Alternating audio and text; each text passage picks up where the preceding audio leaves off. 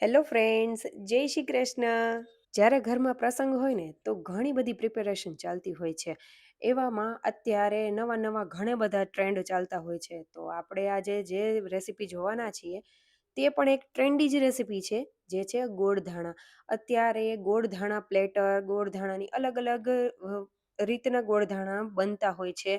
ઘરે બનાવતા હોય કે બહારથી પ્લેટર લઈ આવતા હોય, પણ આજે જે આપણે ગોળધાણા બનાવવાના છીએ, જે વ્યક્તિએ ક્યારેય પણ નહીં બનાવ્યો હોય ને, કાંઈ પણ વસ્તુ કે રસોઈ નહીં બનાવી હોય ને, તે પણ વ્યક્તિ આસાનીથી બનાવી શકે અને ઇન્સ્ટન્ટ બની જાય ને તેવી છે. તો ચાલો ઝડપથી બનાવી લઈએ. તો સૌથી પહેલાં આપણે નાગરવેલના પાન લઈ લેશું. નાગરવેલના પાન અત્યારે મેં 8થી 9 જેટલા લીધેલા છે અને એકદમ લીલા હોય ને એ રીતના લીધેલા છે. તે થોડા એવો તેનો તીખાશવાળો ટેસ્ટ હોય ને એવા લેવા, કારણ કે એનાથી ટેસ્ટ બહુ સરસ આવે છે અને એકદમ બેલેન્સ પણ થઈ જાય છે.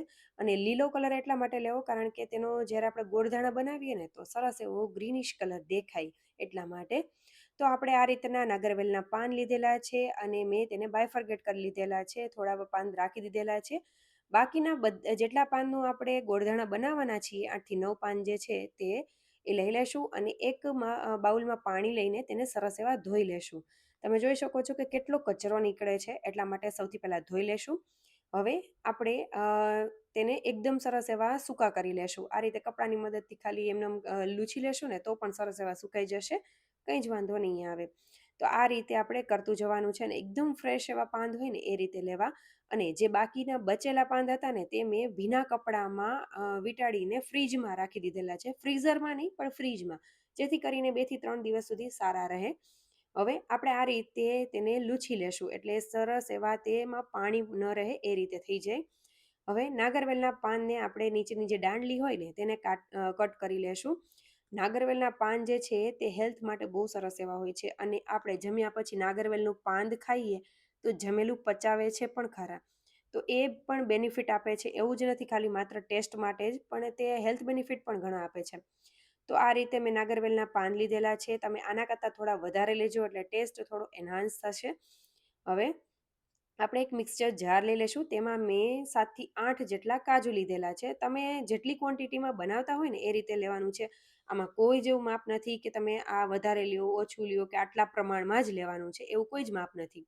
હવે આપણે શુકનના ધાણા એડ કરી દઈશું. તો અડધી ચમચી એડ કરેલા છે, 1 ચમચી વરિયાળી એડ કરેલી છે. તમારે વધારે એડ કરવી હોય તો પણ કરી શકો છો. હું અહીંયા બહુ ઓછી ક્વોન્ટિટીમાં બનાવી રહી છું એટલે એ પ્રમાણે મેં બધું લીધેલું છે. અહીંયા કોઈ જ માપ નથી એટલે તમે તમારા ટેસ્ટ પ્રમાણે કાંઈ પણ વસ્તુ એવું લાગે કે આમાં ઓછી લાગે છે તો એડ કરી પણ શકો છો. મિક્સર જારમાં ખાલી ક્રશ કરીને એડ કરી શકાય. હવે આ રીતનું દરદરું થઈ જાય એટલે 2 ચમચી જેટલી તૂટી ફ્રૂટી આપણે એડ કરી દેશું. અહીંયા તમારી પાસે ઇનકેસ ન હોય તો સ્કીપ પણ કરી શકાય. હવે તેને પણ આપણે પલ્સ મોડ ઉપર જ બધી વસ્તુ કરશું, જેથી કરીને તે અધકચરી રહે. તમે જોઈ શકો છો કે કઈ રીતનો પાવડર થયો છે. આ રીતનો અધકચરો જ રહેવા દેવાનો છે. એક મિક્સિંગ બાઉલ લઈ લેશું, તેમાં આ બધી વસ્તુને એડ કરી દેશું. હવે આપણે મિક્સર જાર લઈ લેશું અને તેમાં જે આ નાગરવેલના પાન જે છે તેને આ રીતે રોલ વાળી અને ચપ્પુ અથવા તો કાતરની મદદથી આ રીતે કટ કરી લેશું. રફલી જ કટ કરવાનું છે અને અહીંયા નાના કે મોટા પીસ કરવા એવું કંઈ નથી. માત્ર આપણે તેને રફલી ગ્રાઇન્ડ કરવાનું છે, એ રીતે જ કરીશું. જો આખા આખા પાંદ હોય તો જલ્દીથી ગ્રાઇન્ડ ન થાય, એટલા માટે મેં આ કરેલું છે. હવે તેને પલ્સ મોડ ઉપર આ રીતે ફેરવીશું એટલે તમે જોઈ શકો છો કે કઈ રીતનું થઈ ગયું છે. આ રીતનું રફલી ક્રશ થાય ને એ રીતે જ કરીશું. હવે તમે જોઈ શકો છો કે લીલા પાન લીધેલા છે ને તો કેટલો સરસ કલર આવ્યો છે. એટલા માટે જ મેં કીધેલું કે લીલા એકદમ પાન લેશો ને તો બહુ સરસ કલર આવશે, પણ પાનની ક્વોન્ટિટી થોડી વધારી દેજો. હવે બધી વસ્તુ જે આપણે પહેલાં ગ્રાઇન્ડ કરેલી હતી એમાં જ આપણે પાનને એડ કરી દેશું. બંને વસ્તુને મિક્સ કરી લેશું. હવે આ જે સુકનમાં જે આપણે ગોળ અને ધાણા જેના માટે બનાવીએ છીએ તો તે વસ્તુ પણ આવવી જોઈએ. તો તેના માટે મેં એક મોટો ટુકડો આ રીતનો ગોળનો લીધેલો છે. દેશી ગોળનો ઉપયોગ કરેલો છે. અહીંયા તમને જ્યારે પણ આ ગોળ ધાણા ખાશો તો તમને એવું નહીં લાગે કે મને ગોળ કે ધાણા વધારે આવે છે. તો આ રીતે આપણે ગોળને એકદમ બારીક એવો કટ કરીને એડ કરી દેશું અને તેમાં આપણે 2 ચમચી જેટલો ગુલકંદ એડ કરીશું. લિક્વિડી વસ્તુ બહુ ઓછી એડ કરવી. ગુલકંદ જે છે તે થોડુંક કઠણ હોય ને એ રીતે એડ કરવો. મારો થોડો ગુલકંદ છે તે થોડો ઢીલા જેવો હતો, તો તમને હું આગળ દેખાડીશ કે એનાથી શું થાય.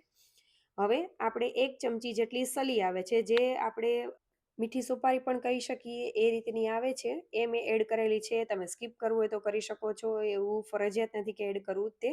1 ચમચી ટોપરાનું બૂરું ખમણ, તમે વધારે પણ એડ કરી શકાય. હવે આપણે તેમાં જે મિલ્ક મેડ આવે છે ને એ એડ કરીશું, અને તે મેં 1 થી 1.5 ચમચી જેટલું એડ કરેલું છે, અને તેને બધી વસ્તુને મિક્સ કરી લેશું. તે આપણે બાઇન્ડિંગ માટે યુઝ કરીશું. એટલે આ રીતનું સરસ એવું મિક્સ કરી લેશું. એટલે આ રીતે પહેલાં સૌથી પહેલાં જોઈ લેવું કે ગોળી વળી જાય છે કે નહીં. તો આ રીતે સરળતાથી ગોળી વળી જશે. હવે તેને આપણે ડેસિકેટેડ કોકોનટ એટલે કે નાળિયેરનું બૂરું ખમણ હોય તેમાં આ રીતે ગોળી વાળીને આ રીતે તેને લપેટી લેશું. એટલે ઉપર સરસ એવું કોટિંગ થઈ જશે.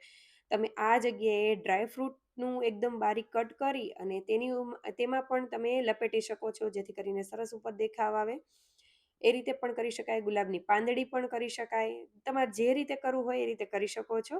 આ રીતે કરતા જશું, કોટિંગ કરતા જશું અને સાઈડમાં રાખતા જશું. જો તમને મારા વિડીયો સારા લાગતા હોય તો જરૂરથી મારી ચેનલને સબસ્ક્રાઈબ કરી લેજો. આ વિડીયો જો તમને ગમ્યો હોય તો લાઈક જરૂરથી કરી દેજો. અને કમેન્ટ પણ જરૂરથી કરજો કે તમે ક્યારે આવા ગોળધાણા બનાવ્યા છે કે નહીં, કે તમે ક્યાંય પણ જોયા છે કે નહીં. મેં ઘણી જગ્યાએ જોયા છે અને ખાધા પણ છે, એટલે હું તમારી સાથે નવા નવા જે ગોળધાણાની રેસીપી છે એ હું શેર કરી રહી છું. અગાઉ પણ મેં 3 અલગ અલગ રીતના ગોળધાણા બનાવીને શેર કરેલી છે રેસીપી, એ પણ જરૂરથી જોજો. તો આ રીતના આપણા ગોળધાણા તૈયાર થઈ ગયા છે. હવે જો તમે આમાં લિક્વિડી વસ્તુ જો વધારે રાખશો તો શું થશે કે જે બોલ છે ને તે સોફ્ટ થશે.